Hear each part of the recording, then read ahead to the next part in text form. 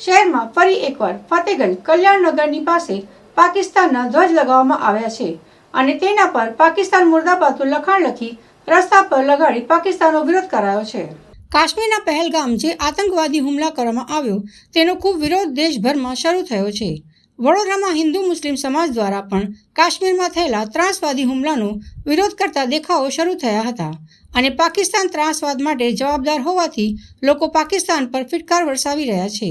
2 દિવસ અગાઉ કારેલીબાગમાં બ્રહ્મકુમારી રોડ પર વાઘેશ્વરી સોસાયટી પાસે મુખ્ય રસ્તાઓ પર પાકિસ્તાનના ઝંડા ચિપકાવી વિરોધ શરૂ કર્યો હતો ત્યારે પોલીસે દરમિયાનગીરી કરતા રસ્તા પર લગાવેલા પાકિસ્તાની ઝંડાઓ હટાવી દીધા હતા।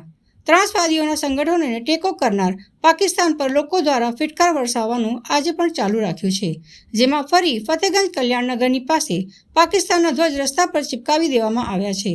ધ્વજ નીચે પાકિસ્તાન મુર્દાબાદનું લખાણ લખવામાં આવ્યું છે, જે અંગેનો વિડીયો વાયરલ થયો છે।